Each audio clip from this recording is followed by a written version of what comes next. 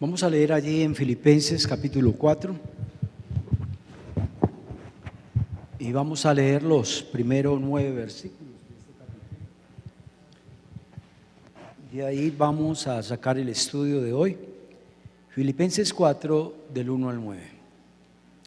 Así que, hermanos míos, amados y deseados, gozo y corona mía, estad así firmes en el Señor, amados. Ruego a Evodia y a Síntique que sean de un mismo sentir en el Señor. Asimismo te ruego también a ti, compañero fiel, que ayudes a estas que combatieron junto conmigo en el Evangelio, con Clemente también y los demás colaboradores míos, cuyos nombres están en el libro de la vida. Qué lindo eso, que nuestros nombres están en el libro de la vida.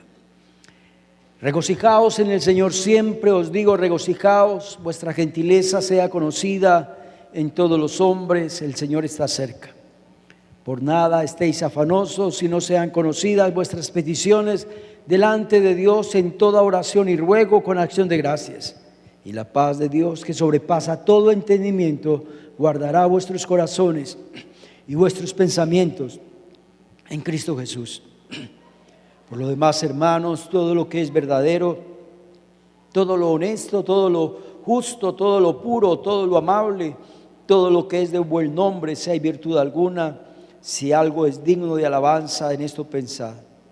Y lo que aprendisteis y recibisteis, oísteis y visteis de mí, esto haced, y el Dios de paz estará con vosotros. El estudio de hoy lo he titulado Resolviendo los problemas a la manera de Dios. Hay muchas formas de uno arreglar los problemas, ¿no? A la manera mía, a la manera del que me aconsejó, o a la manera de Dios. La idea de este estudio es, lo que quiero hacer es resaltar 7 frases que hay en este pasaje que acabamos de leer, que yo sé que nos van a ayudar a manejar los problemas de una manera sabia, de una manera prudente. Y la idea es que con estos 7 puntos que vamos a ver, poder enfrentar cualquier dificultad que se nos atraviese. Y yo sé que con estos 7 puntos, si los ponemos en práctica, Dios nos va a guiar para que podamos solucionar los problemas a la manera de Dios. El primer punto está en el versículo 1, dice: así que, hermanos míos, amados, deseados, gozo y corona mía, estar firmes en el Señor. El apóstol Pablo, cuando escribió esta carta de Filipenses, estaba en la cárcel. No porque haya hecho algo malo, no. Hace 2000 años, el hecho de uno ser cristiano, por eso lo metían uno a la cárcel. Y Pablo estaba en la cárcel por causa del Evangelio. Pablo estaba pasando por muchas necesidades. Vamos a leer Filipenses 4 del 11 al 13, nos da a entender más o menos por qué situación estaba pasando el apóstol Pablo. Dice así: no lo digo porque tenga escasez. Pablo tenía escasez, pues he aprendido a contentarme cualquiera sea mi situación. Verso 12: sé vivir humildemente. No sé para ustedes esa frase qué significará, vivir humildemente. Tal vez vivir humildemente es vivir con escasez, vivir con necesidad. Y dice: y sé tener en abundancia en todo y por todo estoy enseñado, así como para estar saciado, como para tener ¿qué? Hambre. Él en la cárcel tenía hambre, estaba pasando por hambre. Así para tener abundancia como para padecer ¿qué? Necesidad. Pablo estaba pasando por hambre, por necesidad, por escasez. Y en la carta dice el apóstol Pablo que las demás iglesias se olvidaron de él estando en la cárcel. Y él estaba pasando con hambre, necesidad, viviendo humildemente. Y que la única iglesia que se acordó de él fue la iglesia de Filipenses, de Filipos. Fue una iglesia que le mandó donativos. Pudiera estar en la cárcel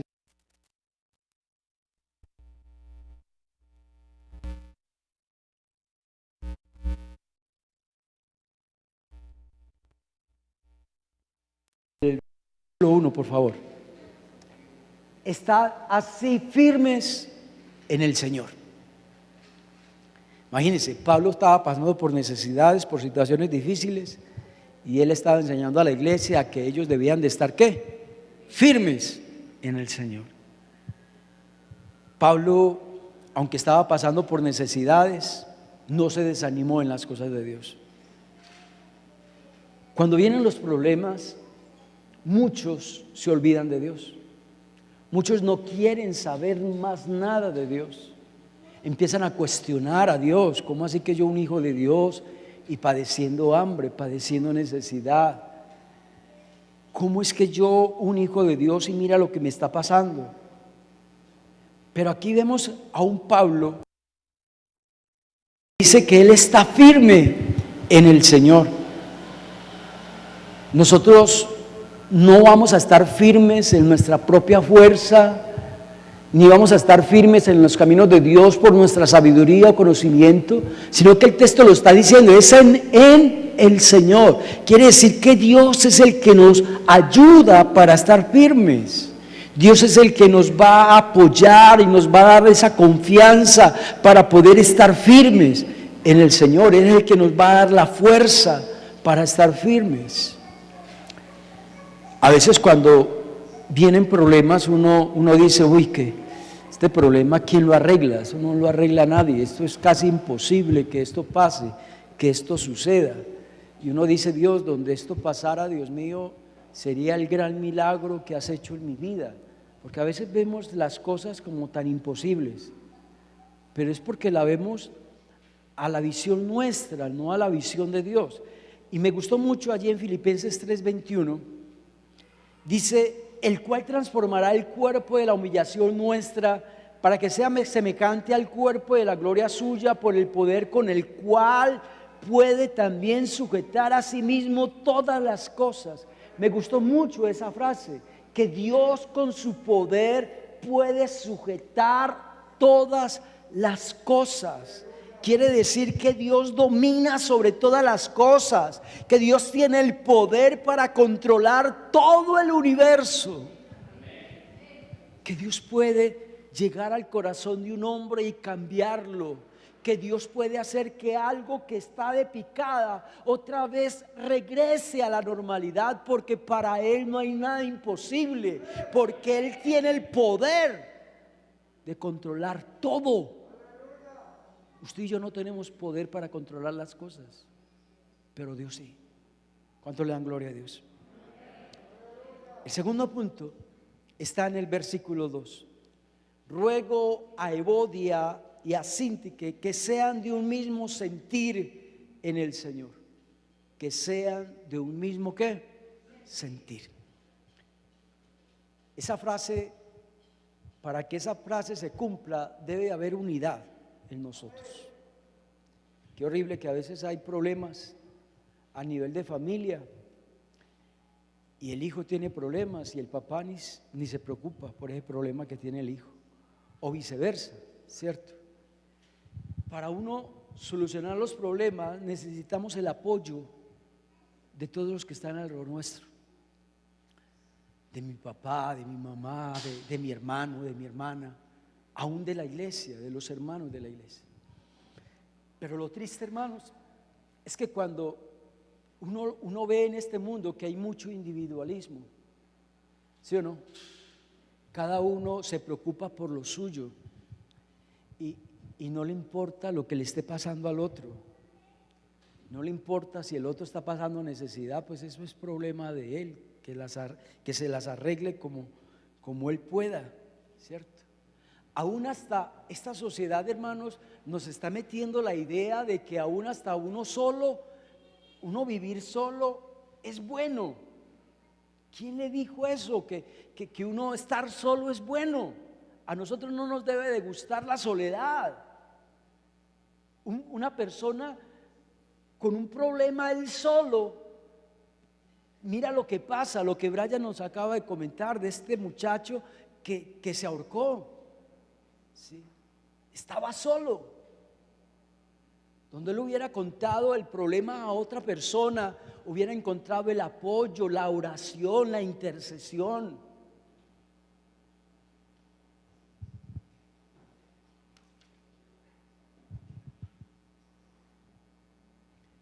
Hay un salmo muy lindo, y es el Salmo 133, es un coro muy lindo. También ese coro dice: cuán bueno, mirad cuán bueno y cuán delicioso es habitar los hermanos juntos y en armonía. Dice, mirad. ¿Qué significa mirad? Date cuenta que la unidad es buena, que la unidad es ¿qué? Deliciosa.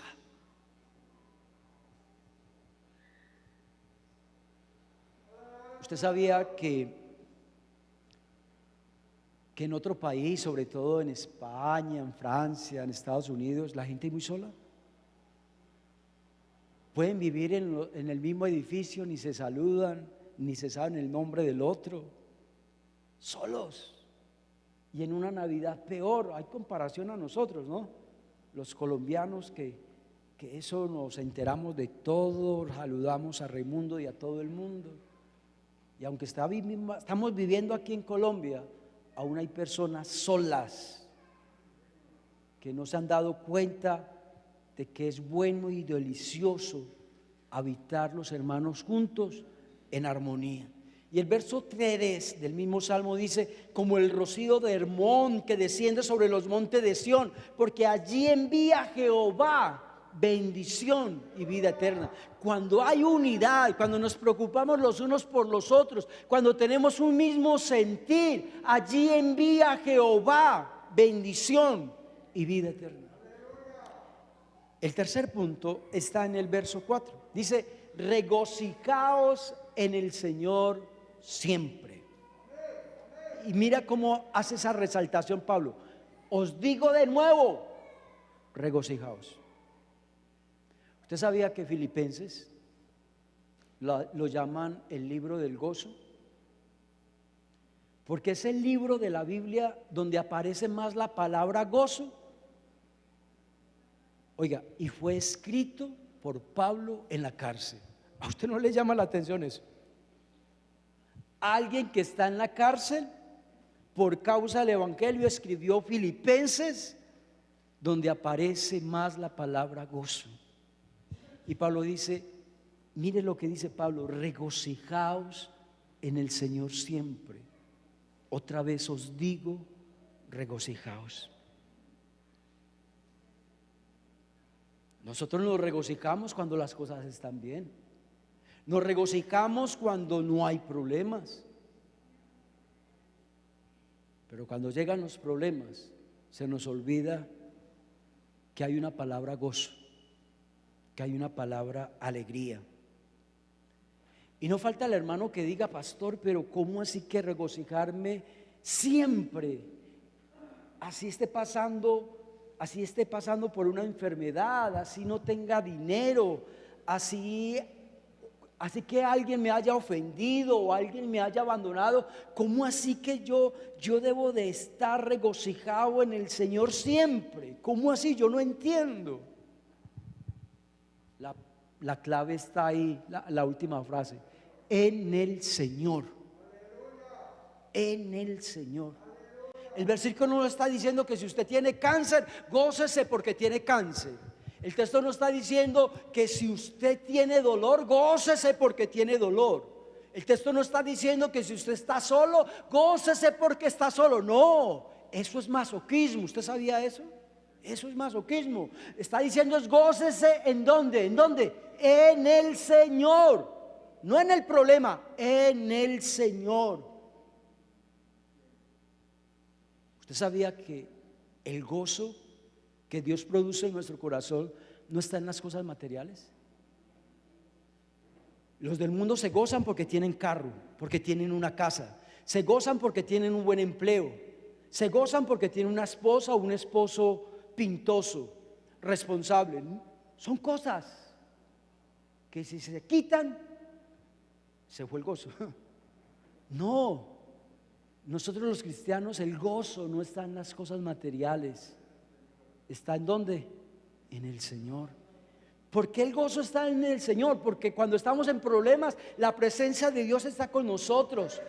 Nos gozamos en el Señor porque Él es fiel, porque Él es amoroso, porque Él es misericordioso. Nos gozamos en Él porque Él es un Dios perdonador, porque Él es un Dios que nos guía, nos orienta, un Dios que está siempre con nosotros, que no nos va a dejar, que no nos va a desamparar. Por eso debemos de gozarnos en el Señor. La cuarta cosa que debemos de hacer está en el verso 5. Vuestra gentileza sea conocida de todos los hombres. Ahí aparece la palabra gentileza. Ahí la palabra gentileza en griego significa amabilidad. También significa bondad y paciencia. Pero amabilidad. ¿Usted no ha notado de que una persona cuando tiene problemas se deja llenar tanto de problemas que hasta los que están alrededor también chupan? ¿Sí o no? Vienen todos enojados, gritan, serios, y uno dice, pero ¿qué le pasó a este pues? Está pasando por un problema, pero cree que todo el mundo se las tiene que pagar. Eso es lo que está diciendo Pablo. Vuestra gentileza sea conocida de todos los hombres. Estás pasando por problemas, sé amable. Estás pasando por problemas, sé paciente. Estás pasando por problemas, no devolvas mal por mal. Estás pasando por problemas, trata a las personas con misericordia. Estás pasando por problemas, no le dé a la gente lo que le merecen. ¿Usted sabía eso?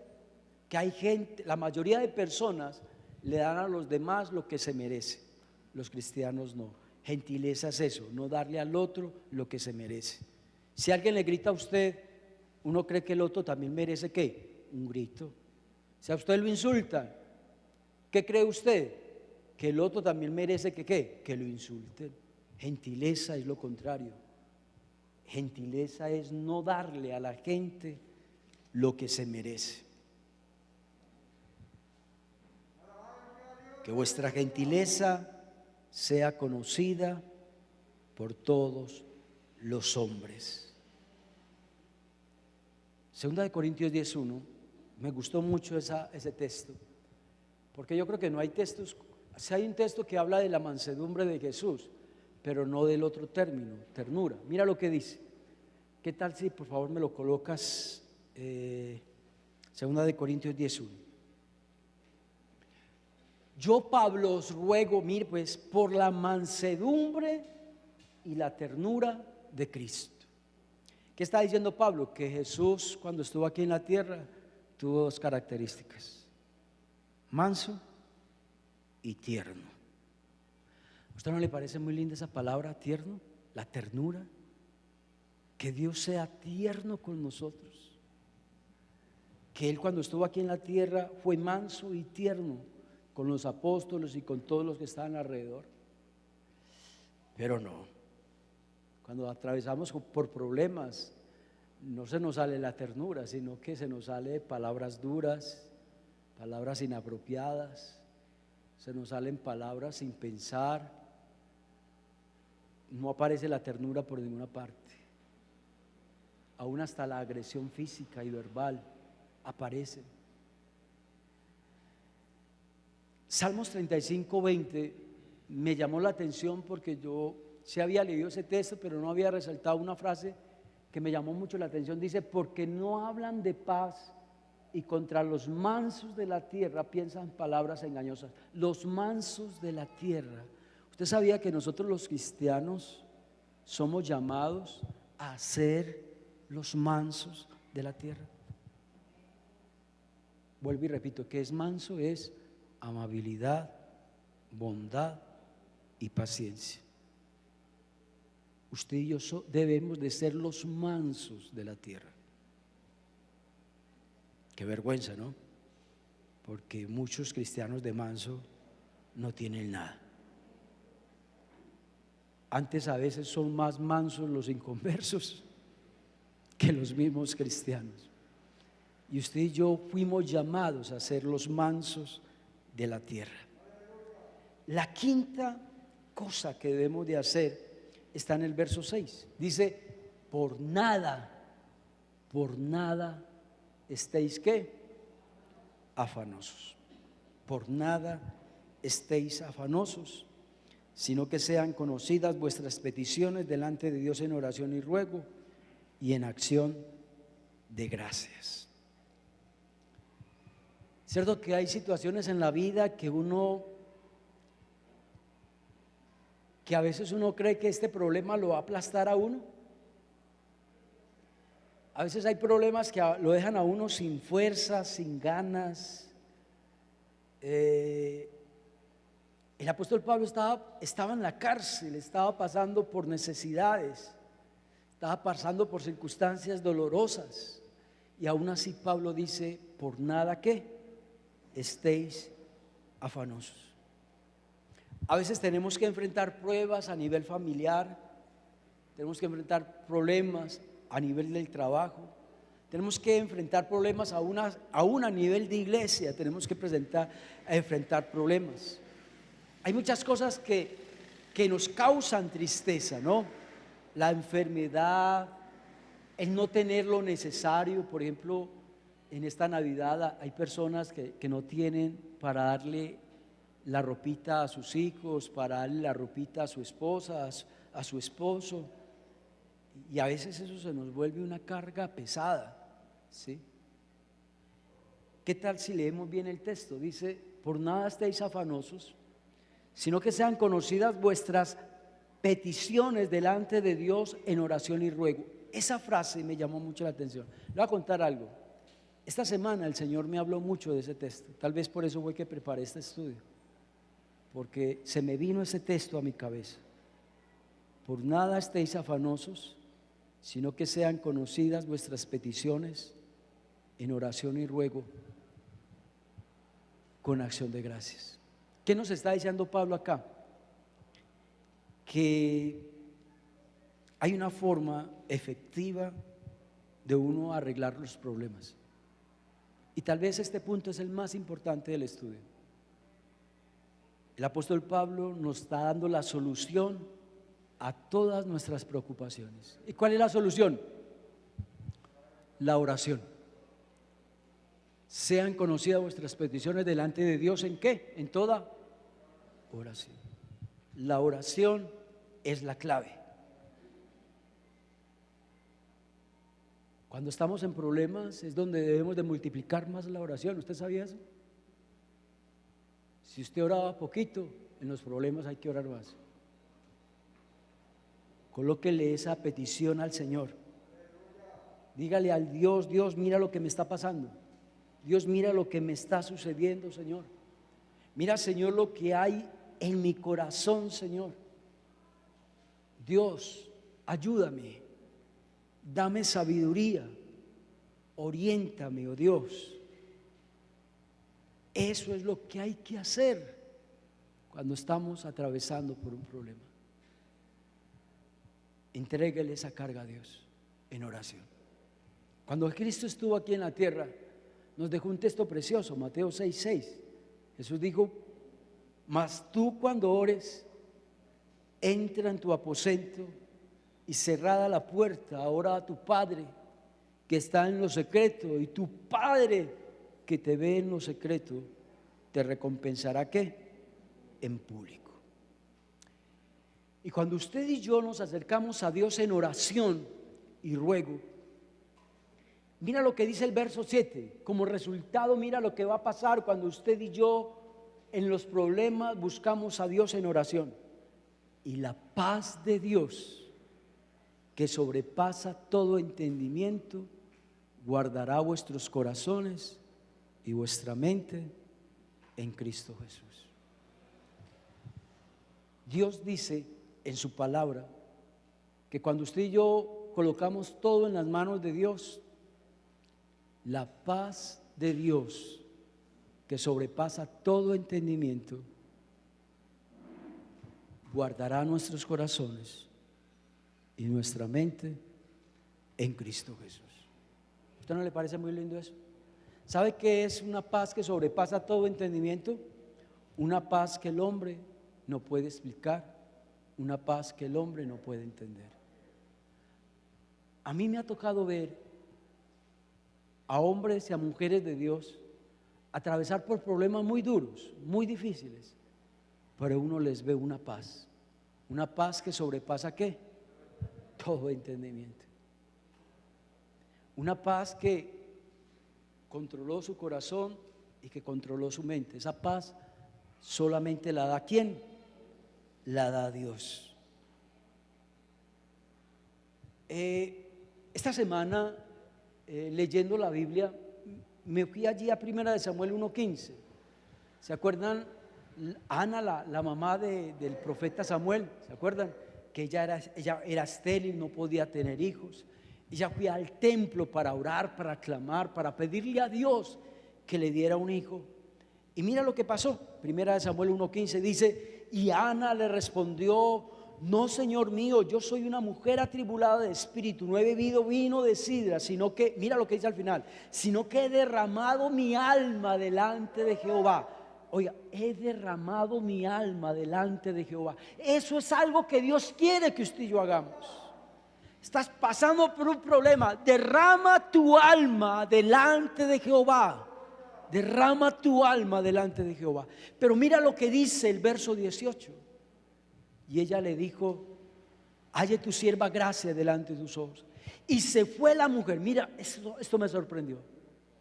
Y se fue la mujer por su camino, comió y no estuvo ¿qué? No estuvo ¿qué? Más triste.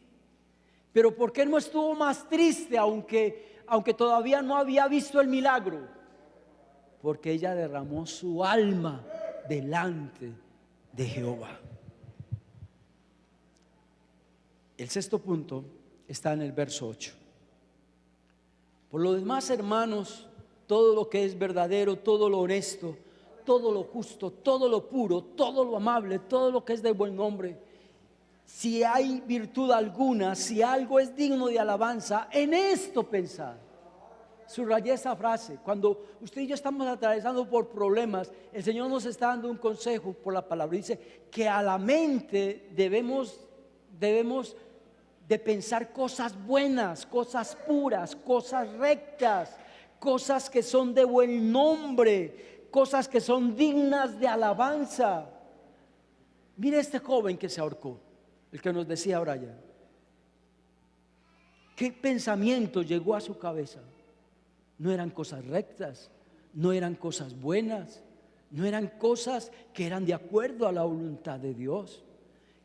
¿Qué pensamientos vienen a la cabeza cuando estamos atravesando por problemas? Me voy a apartar de mi esposa, me voy a divorciar, voy a dejar de buscar de Dios, voy a salirme del empleo, voy a robar, me voy a meter y voy a robar esto, voy a robar aquello otro, o voy a matar a esto, lo voy a golpear a este. Son pensamientos que llegan a la cabeza, pero esos pensamientos no son puros, no son rectos, esos pensamientos no son de Dios. Esos pensamientos hay que cambiarlos, esos pensamientos hay que purificarlos. Por eso dice el apóstol Pablo acá que debemos de pensar en todo lo verdadero, en todo lo honesto, en todo lo justo, en todo lo puro.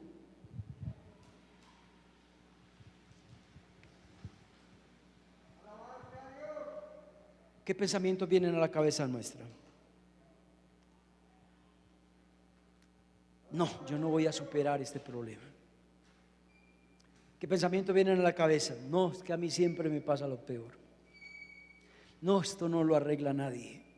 Son los pensamientos que vienen a la cabeza nuestra. Vivimos cabizbajos, no tenemos ganas de hacer nada, desmotivados, preocupados. Esos son los pensamientos que llegan a la cabeza. Y Dios nos está diciendo que esos pensamientos no deben de estar. Debemos de pensar en todo lo verdadero, en todo lo honesto, en todo lo justo, en todo lo puro, en todo lo amable, en todo lo que es de buen nombre y en todo lo que es digno de alabanza. Dirá usted, pastor, pero eso es muy bueno predicarlo, es muy fácil predicarlo, pero dígame, pastor, ¿qué hago? Deme ideas de cómo cambiar esos pensamientos. ¿Listo? Les voy a dar 2 textos. El primero de ellos vamos a leer allí en 2 Corintios 10:5. Dice Pablo que usted y yo estamos es para derribar argumentos y toda altivez que se levanta contra el conocimiento de Dios, y llevando cautivo todo pensamiento a la obediencia de Cristo. Oiga pues, llevando cautivo todo pensamiento a la obediencia de Cristo. ¿Qué significa eso? Llegó el pensamiento, me voy a divorciar de mi esposa. ¿Qué dice la Biblia? No se separe. Llegó el pensamiento de ir a matar a alguien. El Señor, ¿qué dice? No matarás. Llegó el pensamiento de serle infiel a mi esposa. Llega la palabra que dice allí en Hebreos, que Dios juzgará a los fornicarios y a los adúlteros. Todos esos pensamientos que llegan malos, hay que cambiarlos para que piensen igual que Dios, para que piensen igual que Cristo, para que piensen igual que la palabra de Dios. Así es que se cambian los malos pensamientos. Y la otra está en 1 de Pedro 3:15. Si no, santificad al Señor en vuestros corazones, mira lo que dice, y estad siempre preparados. Usted y yo debemos de estar siempre preparados para presentar defensa de la palabra de Dios cuando alguien nos demande razón de esta fe. Mira, yo estudié 5 años de teología y yo digo que fue tal vez lo mejor, una de las cosas mejores que yo he hecho en mi vida. Estudiar 5 años para mí fue delicioso. Yo el último día de estudio lloré porque ya no iba a seguir estudiando más. Lloré porque me despedí de mis profesores, de mis compañeros. Y aquí el Señor nos manda a prepararnos, a estudiar esta palabra.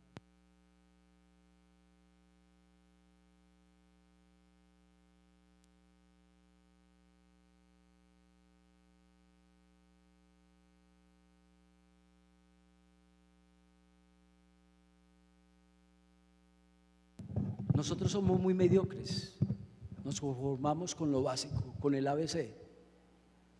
Yo admiro cuando una persona va y estudia un seminario o va y estudia en un instituto bíblico. Prepárese, ahí les está diciendo el Señor, prepárese. ¿Qué tal si me colocan por favor ese texto? 1 de Pedro 3:15. Preparados, están siempre preparados. Yo le digo algo. Cuando usted atraviesa un problema, vienen pensamientos malos. ¿Y usted cómo los va a cambiar a una sana doctrina si usted no conoce la palabra? Usted y yo nos leemos, sabemos de memoria ese texto, que lámpara es a mis pies tu palabra y lumbrera mi camino. Es el primer texto que aprendemos cuando llegamos a los pies de Cristo. Sí, es muy lindo y todo, pero si usted no conoce esta palabra, entonces esta palabra no va a ser luz para usted, ni lámpara a su camino, porque usted no la conoce. Pero si usted la conociera, usted actuaría igual que nos dice la palabra. Y por eso es que a veces metemos la pata. ¿Por qué? Porque no conocemos esta palabra. Sí, porque no estamos preparados. Entonces ya sabemos cómo cambiar, cómo cambiar esos pensamientos malos que llegan a la cabeza. Y el último punto, y con esto termino, es Filipenses 4:9. Lo que aprendisteis, recibisteis y oísteis y visteis de mí, esto haced. Aquí Pablo se presenta como un ejemplo a seguir. Yo estoy en la cárcel, estoy pasando necesidades, es muy duro estar aquí en la cárcel, pero yo he estado firme. Yo me he gozado en el Señor siempre. He pensado en lo puro, en lo justo y en lo bueno. Ese es el ejemplo que yo le estoy dando hagan lo mismo que yo estoy haciendo. Es muy fácil uno predicar. ¿Usted sabía eso, que predicar es fácil? Decirle a la gente que haga algo es fácil. Es lo más fácil que hay. Hágalo usted pues. Usted que predica, hágalo usted. Hay cristianos que cuando pasan por problemas pelan el cobre. Pelan el cobre. Desesperados, preocupados, ansiosos, lloran, se desesperan, se apartan, hacen cosas horribles. Pero usted antes aconsejaba a otro que para que fuera sabio en manejar problemas, y ahora que los tiene, no sabes cómo aplicar esa palabra a tu vida. Por eso Pablo dice: lo que aprendiste de mí, lo que recibiste de mí, lo que oíste de mí, lo que viste de mí, esto hacer. Hermanos, la gente nos está viendo, la gente nos está observando. Ojalá que seamos un buen ejemplo cuando estemos pasando por problemas y dificultades. Vamos a orar. Dios, gracias por tu palabra. Gracias, Señor, porque tú has hablado a mi vida a través de esta palabra. Y oro, Señor, para que esta palabra haya caído en buen terreno. Y oro, Señor, para que esta palabra, como lo dice allí en Isaías capítulo 55, no vuelva a ti vacía hasta que yo no haya cumplido el propósito por el cual fue enviado. Amén.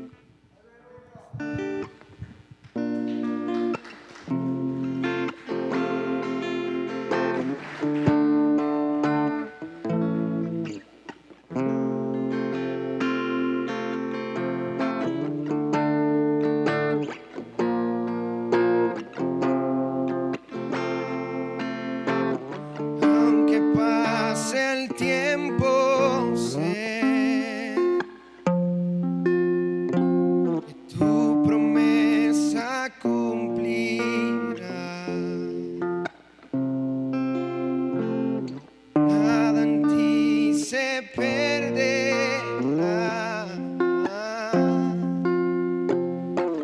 Esa es mi seguridad. Tus cuerdas de amor cayeron sobre mí.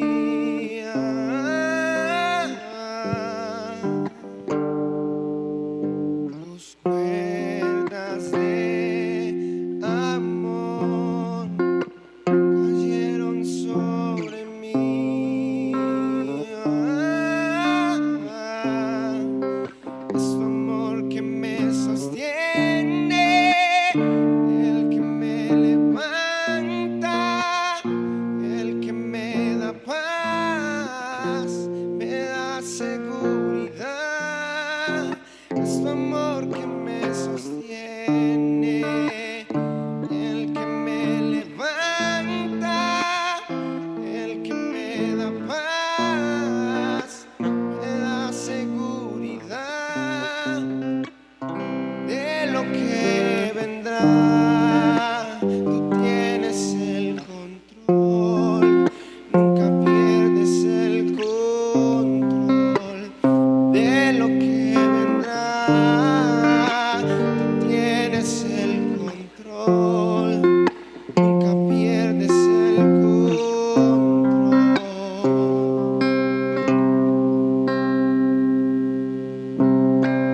Y yo escucho el eco de tu voz resonando en mi interior. Tus palabras me sostendrán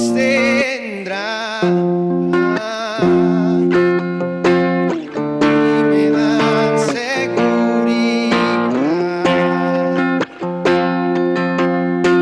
Mi fe se está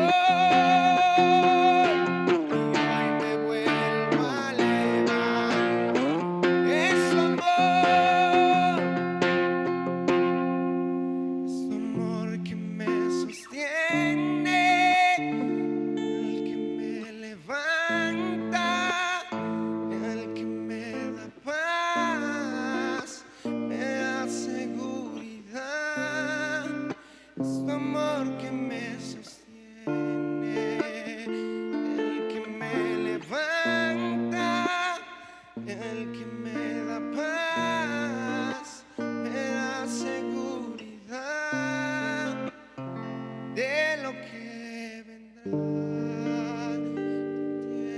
el control, nunca pierdes el control.